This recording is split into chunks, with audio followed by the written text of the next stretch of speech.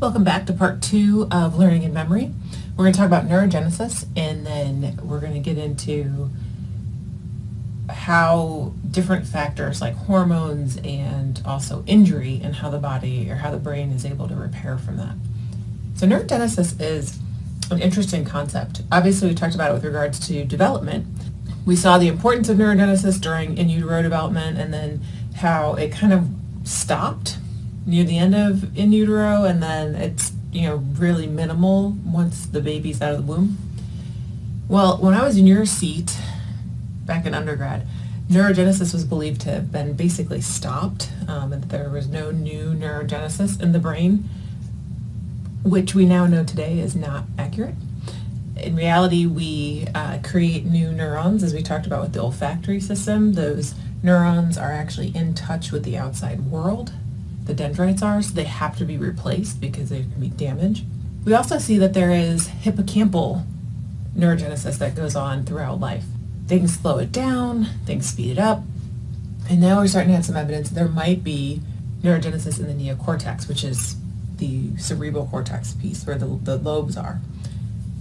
We're not really sure so much, but it's possible. The animal models, it's there. Humans, we're not 100% sure, but if it's happening in the animals, given how similar we are to them and how many other things overlap, we're thinking it might occur for us. So go watch this video.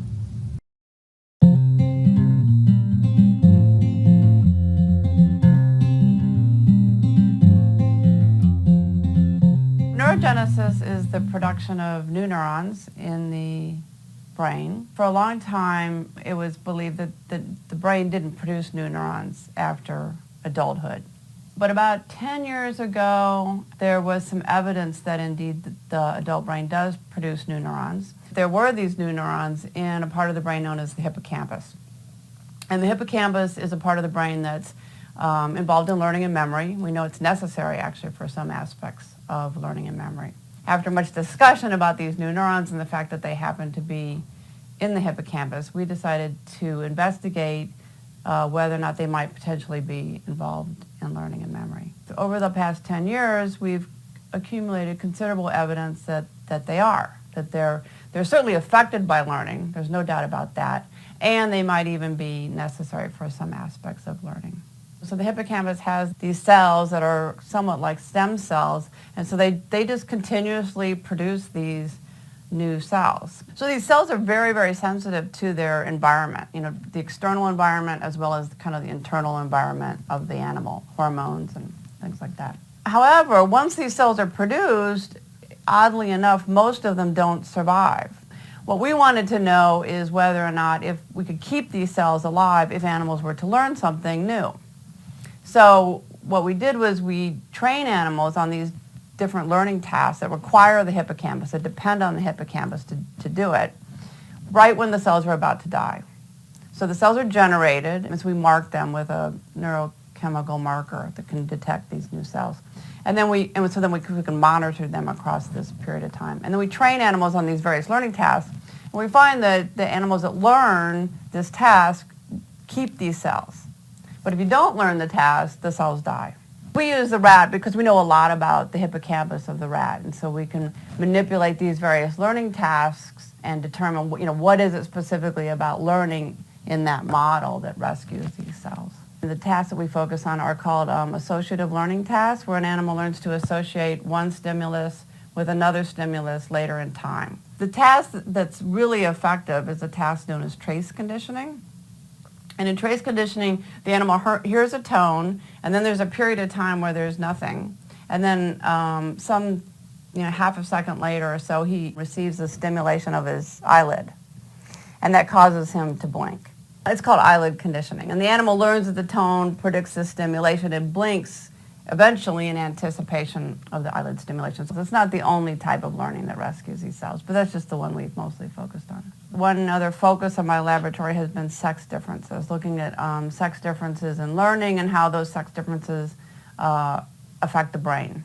When we were trying to determine whether or not it was really learning, that rescues these cells from death and not just something about the training experience or the stimulation or even the stress of it, we thought, well, maybe it would be interesting to look at sex differences in learning, because we know that under certain conditions, females learn better than males do. And so we thought, well, it would be interesting to see if then, by virtue of the fact that they learn this task so much better, would they rescue more cells than males do? And indeed, that's what we found. I think, that these data that we have in animals and rodent species are maybe suggestive and maybe support this idea that if you continue to learn throughout your life, you are continually changing your brain and potentially keeping neurons there that wouldn't otherwise survive.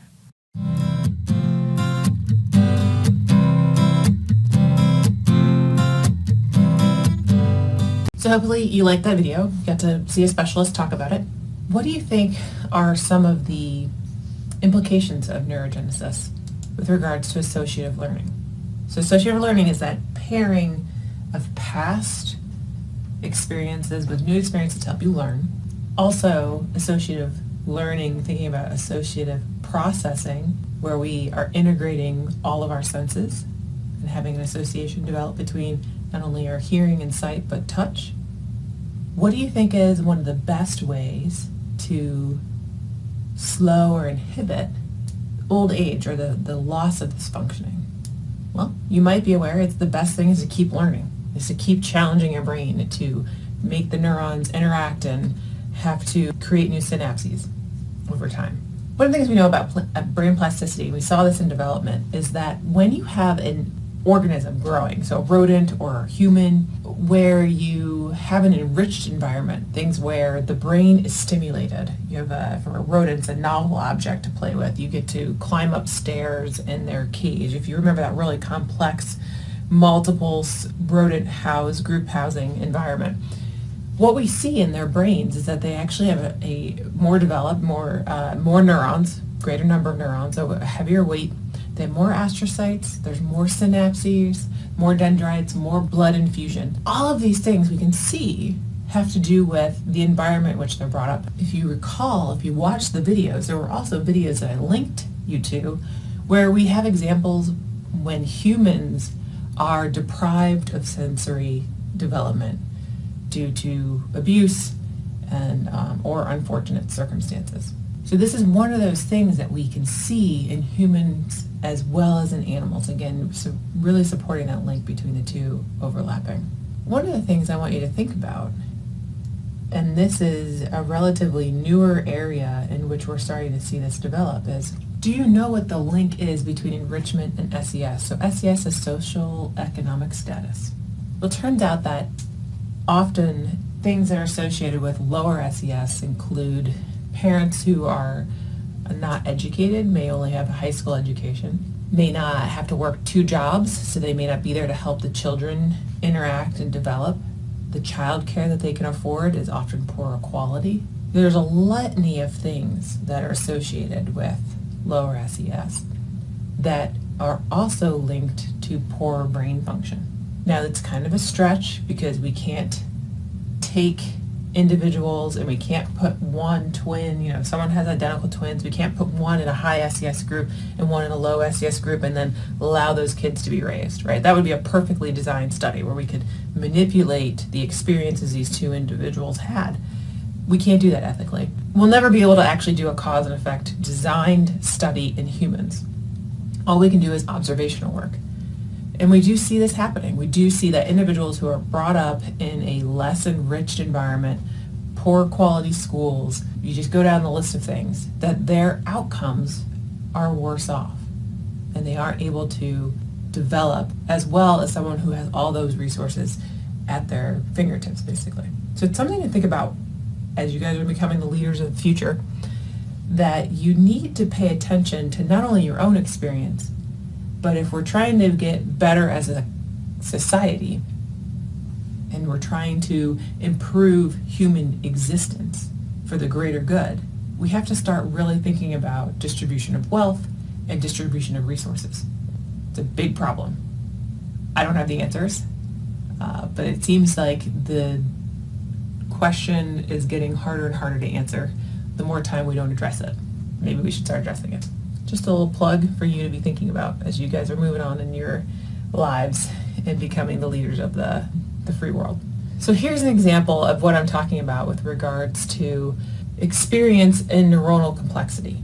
If you recall, with the somatosensory cortex, right, there was the different topographic map, the homunculus, where you were looking at and learning about how there are different areas associated with processing different sensory information. Well, because the fingertips have so much more information coming in than the trunk, the dendrites are more diverse and more complex. Now, if we take the Wernicke's area, which is responsible for processing language and sound and comprehension, look how much more diversity or how much more complex the dendrites are. So even within our own brain, we have different areas that have higher levels of complexity. Now, how or what supports that? Things that we see that go on are estrogen, different hormone levels. So high levels of estrogen are associated with a lot of dendritic growth in spines, the hippocampus. Low estrogen levels end up having more dendritic spines in the neocortex, but less in the hippocampus. And then testosterone. We see that low levels of testosterone also can indicate or can increase the dendritic spines in the neocortex. So here's an example of what we're talking about. You see how if estrogen is high, you have all this dendritic spine growth, where if they're lower, you have lower levels. Just a very simple example. We can see this and we can influence it, especially in rodents. We can look at this and see it. The glucocorticoids, we talked about stress. Remember, they are released from the adrenal cortex in times of stress. They're responsible for helping with metabolism of proteins and carbohydrates and getting the body ready to take on the stressor, the fight or flight response that needs to happen. However, long-term exposure to glucocorticoids are toxic. They're neurotoxic. They will kill hippocampal cells. If you recall, I mentioned that the hippocampus has a high density of glucocorticoid receptors. So when there's excessive amounts of glucocorticoids like cortisol in the blood, they will bind and they will basically influence the functionality of those neurons and they'll kill them. So that's one negative impact. But what about positive impacts? Well, it turns out there are growth factors. We talked about these during development, which would help support the maintenance of neurons and the axons and the dendrites and the synapses growing together. We see this even in adulthood or when there's injury, that neurotropic factors cause the growth of dendrites and synapses to form and helps promote survival of neurons. One that you may come across if you get into this research is called brain-derived neurotropic factor. It is responsible and connected to a lot of plasticity in the brain, including the increase of growth of dendrites and synapses. It's also connected to better mental health. So individuals who have low levels of this often show signs of mania or having, close to becoming a psychotic break. So brain-derived neurotropic factor is really important for maintaining not only potential growth of dendrites and synapses, but to support just normal healthy function. Here are some guiding principles I just want you to think about when as we're learning about plasticity or as we have learned about plasticity. Now, this is an area in neuroscience that is going to expand dramatically over the next 10 years. What you're learning now will be different than what we know when you are through grad school, having your first kids go to school. I don't know, whatever. Life's going to change, but right now this is where we're at. Behavioral change means that there's been a change in the brain. That's the first thing we think. I don't think that's going to change. I think what we're going to do is we're going to learn even more what that means. We're going to learn the details behind them. All nervous systems are plastic in the same general way. So we're talking cross species. Plastic changes are age specific. During prenatal events and early development, there can be critical periods where certain events that occur will change the trajectory of that area of the brain, and that will last throughout life. Plasticity changes are brain region dependent. As we showed you in the brain, when you're talking about information coming in from the receptors of the fingers versus the trunk of the body, or the Wernicke's area, which has to do a lot of processing very quick and lots of connection, highly, highly diverse dendritic complexity. We are metaplastic, or we have metaplasticity, where experiences in the past can change the way we interact with our future. And plasticity has both pros and cons. This is how we can create new memories, but it's also how we can possibly lose memory. Another factor besides hormones and natural growth factors in our body that can influence plasticity are drugs. And we see this through both behavioral habituation and behavioral sensitization. So we're going to talk about these just briefly now as we talk about, because when we get to drugs, we're going to talk a little bit more about it and how this actually impacts the addictive response. But I like to touch on it here so that you can hear and you can see about it. But basically what habituation is, when you put a drug in, you become less and less sensitive to the effects of the drug. Alcohol is an example of that. The more you drink alcohol, the less sensitive you are to its effects. This can be done through the reduction of the number of receptors, which then decreases the synaptic activity. There's also behavioral sensitization, and this is where you have a greater behavioral response to repeated administration of a drug. For example, drugs like amphetamines or cocaine are a stimulant. They wake you up. One of the things that we see in addition to that is the high that people seek, right? Those are the two things. Some individuals will become habituated to the high, but they'll actually become sensitized to like the overstimulation of the brain and have epileptic seizures. So you have to get more and more drug to get the high, but then you're also getting yourself closer to the toxic effects of the seizures and possibly dying. So it's an interesting dynamic that goes on there.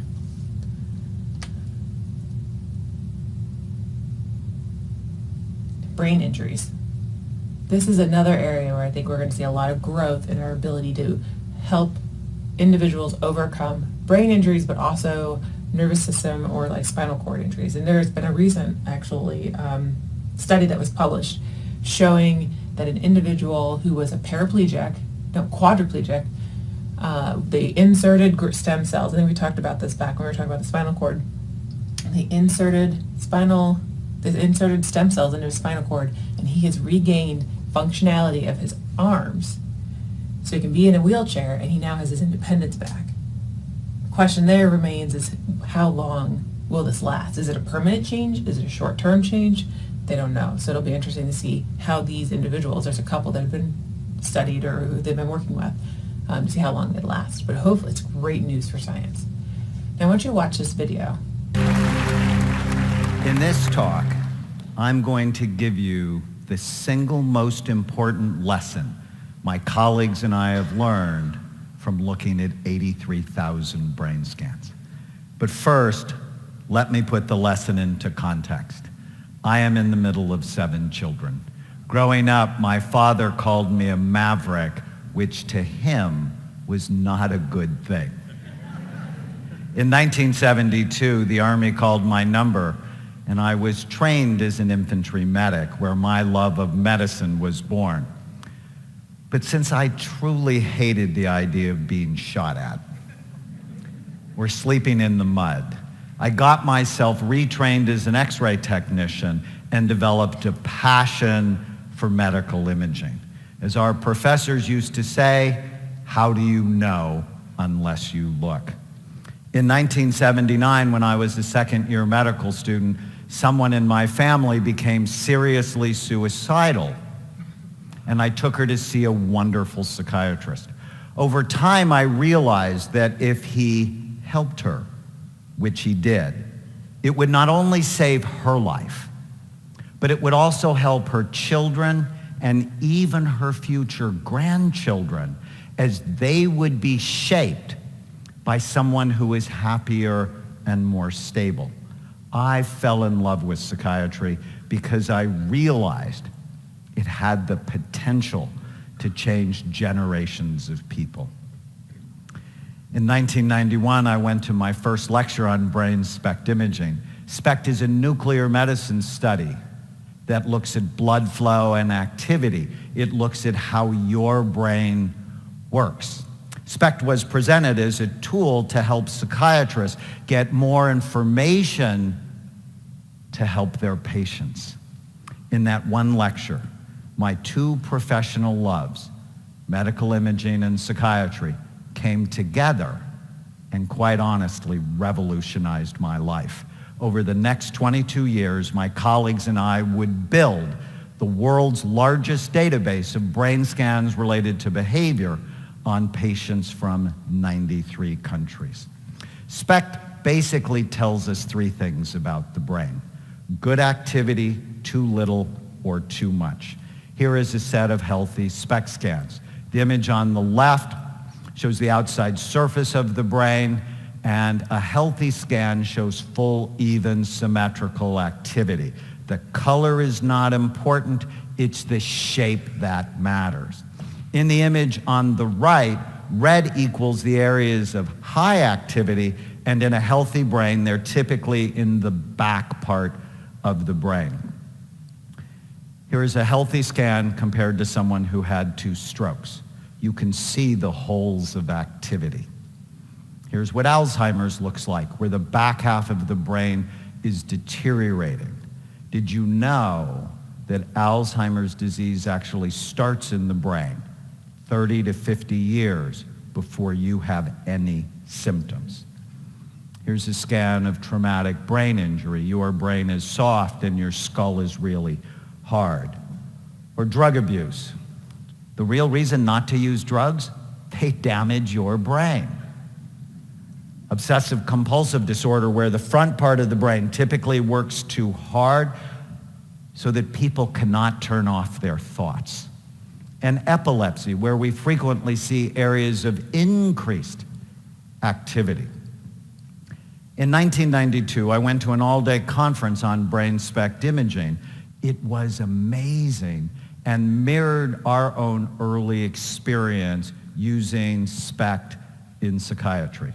But at that same meeting, researchers started to complain loudly that clinical psychiatrists like me should not be doing scans, that they were only for their research. Being a maverick and having clinical experience, I thought that was a really dumb idea. Without imaging, psychiatrists then and even now make diagnoses like they did in 1840 when Abraham Lincoln was depressed by talking to people and looking for symptom clusters. Imaging was showing us there was a better way. Did you know that psychiatrists are the only medical specialists that virtually never look at the organ they treat?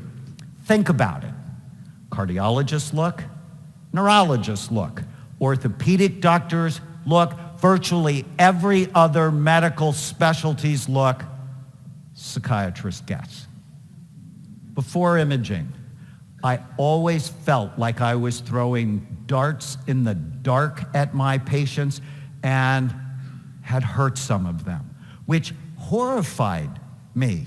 There is a reason that most psychiatric medications have black box warnings. Give them to the wrong person and you can precipitate a disaster. Early on, our imaging work taught us many important lessons, such as illnesses like ADHD, anxiety, depression, and addictions are not single or simple disorders in the brain. They all have multiple types. For example, here are 2 patients who have been diagnosed with major depression that had virtually the same symptoms, yet radically different brains. One had really low activity in the brain. The other one had really high activity. How would you ever know what to do for them unless you actually looked? Treatment needs to be tailored to individual brains, not clusters of symptoms. Our imaging work also taught us that mild traumatic brain injury was a major cause of psychiatric illness that ruined people's lives, and virtually no one knew about it because they would see psychiatrists for things like temper problems, anxiety, depression, and insomnia, and they would never look, so they would never know. Here's a scan of a 15-year-old boy who fell down a flight of stairs at the age of 3.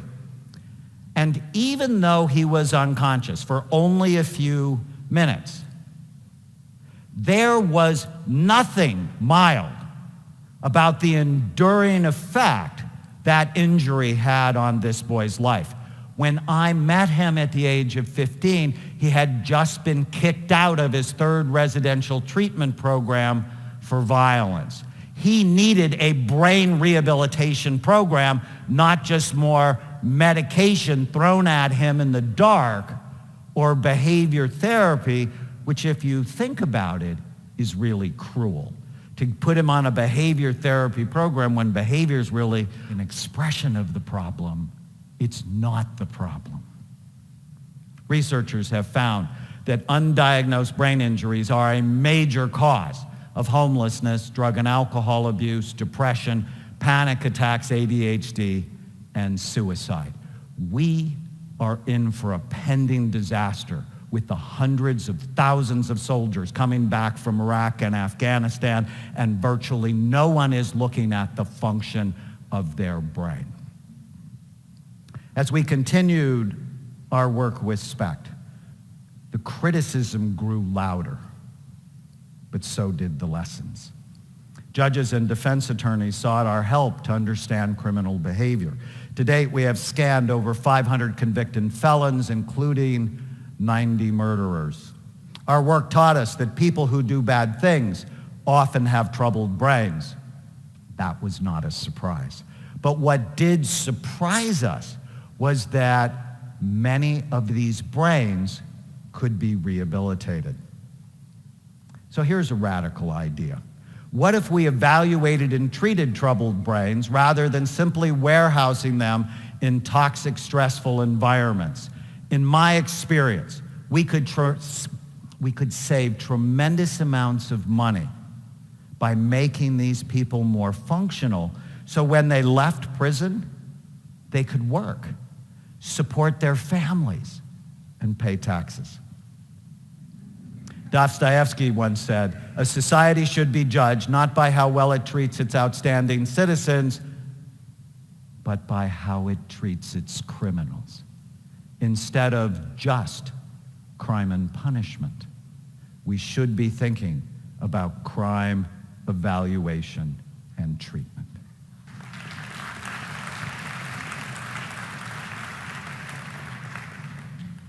So after 22 years and 83,000 scans, the single most important lesson my colleagues and I have learned is that you can literally change people's brains.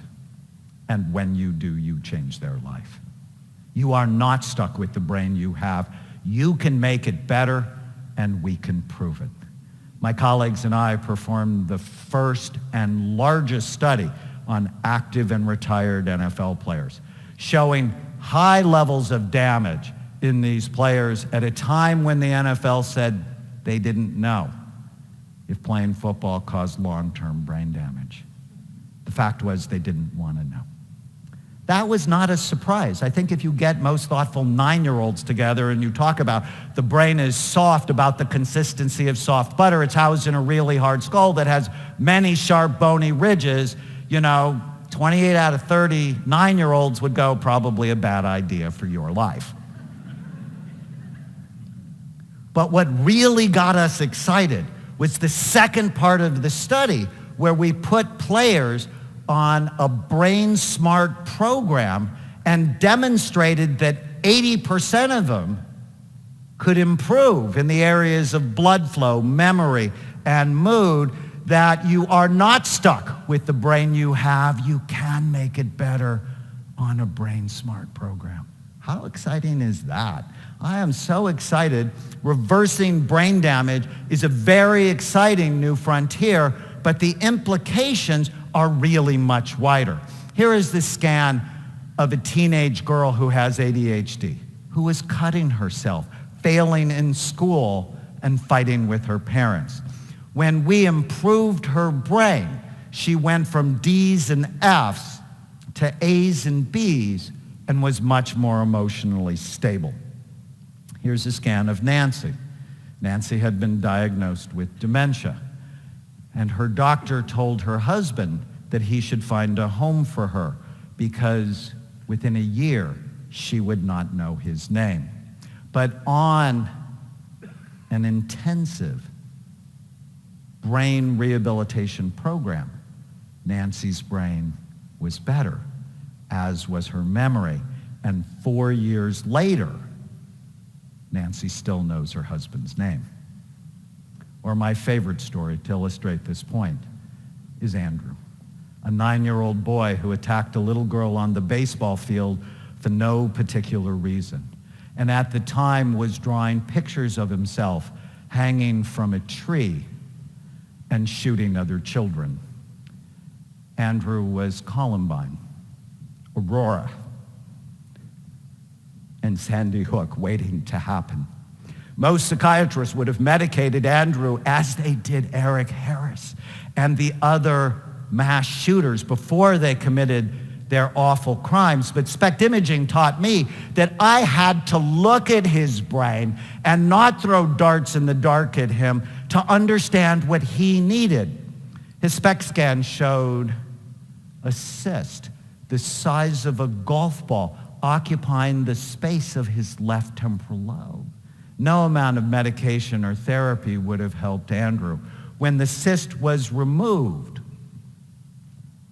his behavior completely went back to normal, and he became the sweet, loving boy he always wanted to be.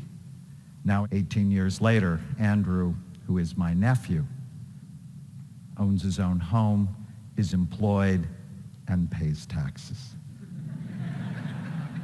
Because someone bothered to look at his brain. He has been a better son and will be a better husband, father, and grandfather. When you have the privilege of changing someone's brain, you not only change his or her life, you have the opportunity to change generations to come. I'm Dr. Daniel Amen. Thank you. All right, so I hope you liked that video. It's kind of controversial. That gentleman makes a very convincing argument. One of the problems is that his lab is the only place that has seen this data. But it's intriguing, right? That the brain, via work and via drugs that have stimulant properties, can actually regain use and show better functionality on the scans that he uses. So it's interesting, and I think his point about the fact that psychology or psychiatrists are really the only healthcare professionals who don't have the ability to assess the functionality of the organ they study or that the organ they're trying to heal is an interesting concept. And I think this is one of our problems with understanding what mental health is and why we still struggle with as a society, that there's something different about mental health, which in reality is not. The brain is just another organ, and mental health is a time when it starts to not function well, right? The neurotransmitters aren't functioning well, or the other neuromodulators that we may not even know exist are having an impact. And that's what we need to focus on, is that it's really just a physical ailment, and we need to figure out how to help it function better. Whether that's exercise or the food we put in it or the drugs we put in it, I don't know. We do know that there are ways in which the brain can recover. The brain is plastic. We've talked about that over and over again. And the younger you are, you have brain injury, the more likely you are to recover from it than you are at older. Older brains still do it. It's just a much slower process and takes a lot more time. But basically, the brain can reorganize the patterns and the connections so that it can do more with less. And it also has the ability to generate new neurons, especially new dendrites and new axons that make new connections. So there are new ways that it can learn. Here's an example, is that just like a three-legged cat you might think can't walk, but in reality, the cat will learn to be able to walk with 3 instead of 4. So we as humans have that same ability to adapt.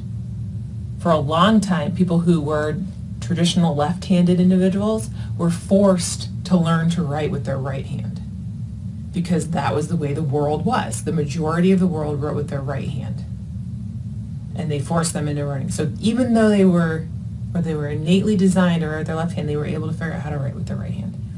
There's other individuals who have a stroke who've been right-handed their whole lives and learn how to write with their left hand after the stroke. So again, the brain can do more with less.